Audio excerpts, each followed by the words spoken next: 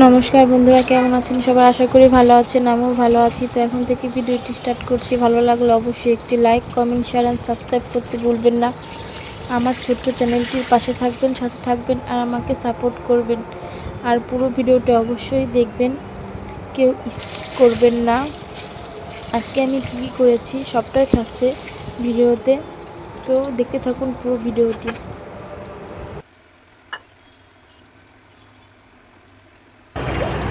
এই যে আমার বেগুন ভাজিগুলো হয়ে গেছে, এখন আমি নামিয়ে নেব।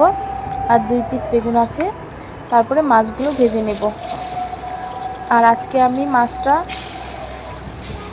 প্রতিদিনই তো একইভাবে রান্না করে, আজকে ভাবছি অন্যভাবে রান্না করব, টমেটো আর পেঁয়াজ দিয়ে। তো কীভাবে রান্না করি রান্নাটা দেখতে থাকো। মাছগুলো ভেজে নিয়ে আগে।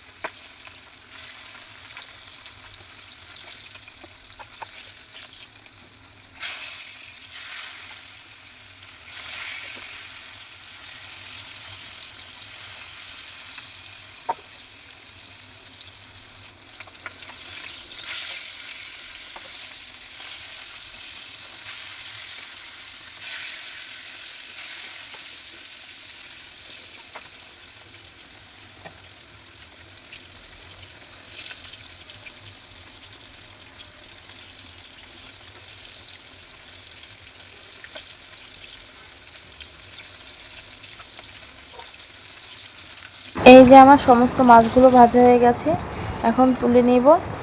তারপরে তেলের মধ্যে গিয়ে পেঁয়াজ, রসুন, আদা বাটা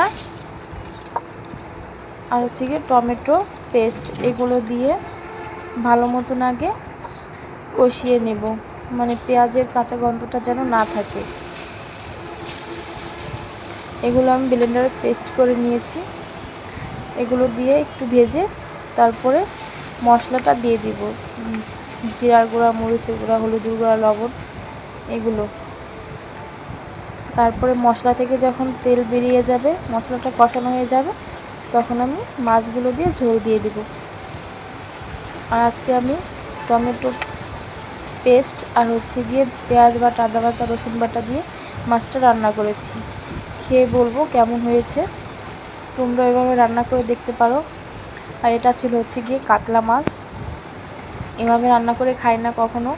তো আজকে আমি ফার্স্ট টাইম খেলাম এভাবে রান্না করে।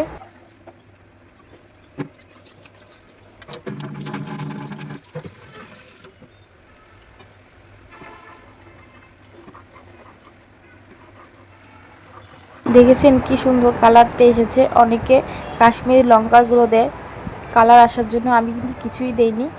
আমি সাধারণ মরিচ গুঁড়ো দিয়ে রান্না করেছি, আর তাতে আমার তরকারির কালারটা অনেক সুন্দর এসেছে। ওদিকে আমার ভাতও হয়ে গেছে, এখন আমি মাঠটা গেলে নিব। তো ঝোলটা দিয়ে তারপরে মাঠটা গেলে নিব।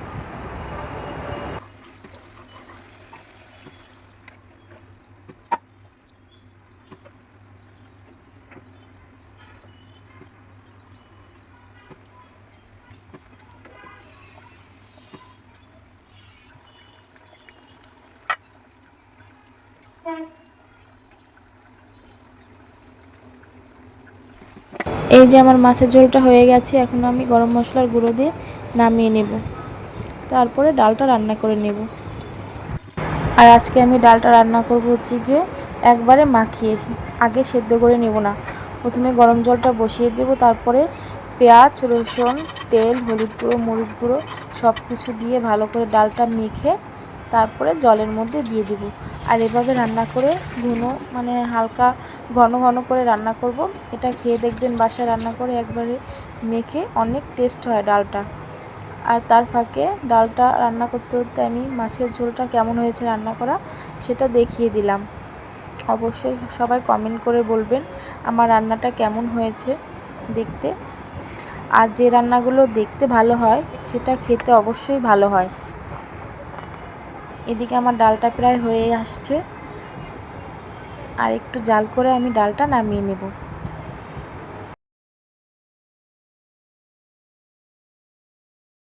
এই যে আমার সমস্ত রান্না হয়ে গেছে। কেমন হয়েছে আমার রান্নাগুলো অবশ্যই কমেন্ট করে বলবেন। আর সবাইকে নিমন্ত্রণ, খেতে চলে আসবেন আমাদের বাসায়। এই যে আমি আমার খাবারটা নিয়ে নিয়েছি, আর আমি বেগুন ভাজি আর মাছ দিয়েই খাবো, ডাল দিয়ে ভালো লাগে না, তাই ডাল খাবো না। আর এই দুটা আইটেম দিয়ে আমার খাওয়া হয়ে যাবে। তো বেগুন ভাজি অনেক দিন পরে খাচ্ছি, খেতে ভালোই লাগছে। এরপর মাছ দিয়ে খাবো। মাছ রান্নাটা এতটা টেস্ট হয়েছে কি বলবো। সব সময় তো এভাবে রান্না করে খাই না, আজকে অন্যভাবে রান্না করে খেয়েছি, তো খেতে অনেক ভালো লেগেছে। তোমরাও বাড়িতে এভাবে রান্না করে খেয়ে দেখতে পারো। তো খাওয়া দাওয়া শেষ করে গুছিয়ে মন্দিরে যাব। এই যে মন্দিরে চলে এসেছি, আর মন্দিরে এদিকে অনেক একটা ঘর তুলেছে নতুন, যে এখনো কমপ্লিট হয়নি।